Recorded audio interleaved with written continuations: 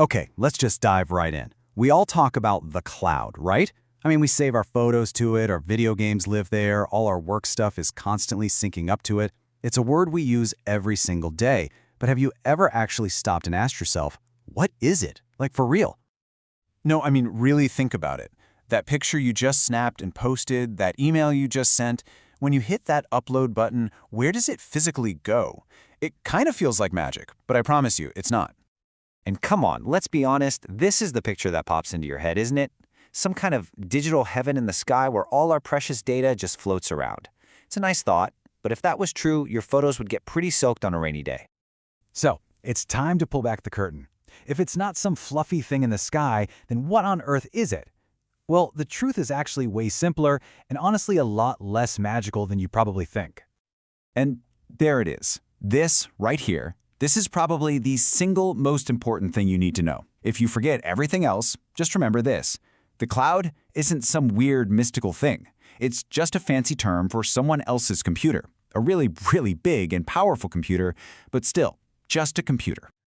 Okay, so that leads to a pretty important conclusion, right? If the cloud is a computer, then just like your phone or your laptop, it has to physically be somewhere. It needs a real address in the real world. And this is that reality. Forget the sky. The actual home for your data is on the ground, inside a massive, windowless, and frankly, super boring-looking warehouse.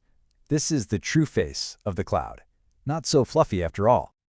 So what's it like inside one of these places? Well, first off, they're surrounded by some serious security fences. And when you get inside, it's freezing cold to keep all the machines from overheating, and it is unbelievably loud because of thousands of computer fans spinning all at once.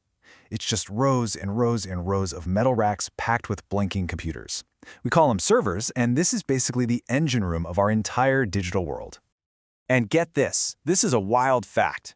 A massive percentage of the entire world's cloud is physically located in one place, Northern Virginia. Seriously, if you've ever driven through Loudoun County, Virginia, you have literally driven right past your Netflix queue, your bank info, your emails, all just humming away inside one of those plain buildings right off the highway. So this all brings up a really good question. Why? Why do we do this? If it's just a computer, why not just use our own? Well, to get the why, we're going to use a super simple analogy, and it involves pizza. Yeah, exactly. This seems like a whole lot of trouble, doesn't it?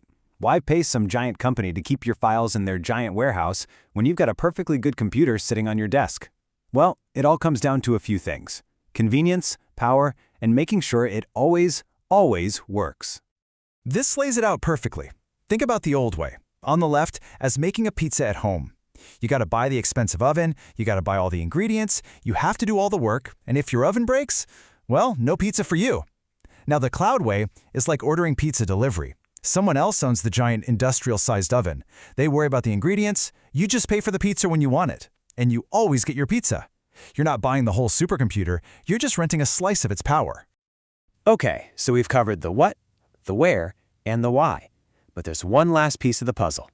If it's just a warehouse full of computers, why in the world do we call it a cloud? Well, the story is actually kind of funny.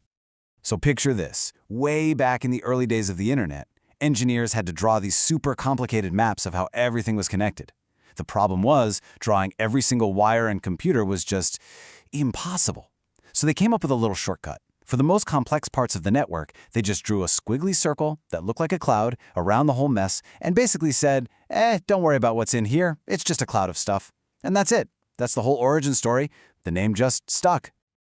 All right, let's lock this in. 3 simple things to remember. Number 1, it's a warehouse, a real building on the ground. Number 2, it's a rental.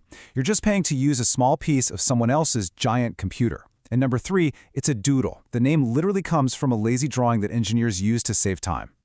And that brings us to the final thought here. Now that you know the cloud is just someone else's computer, it really makes you think, doesn't it?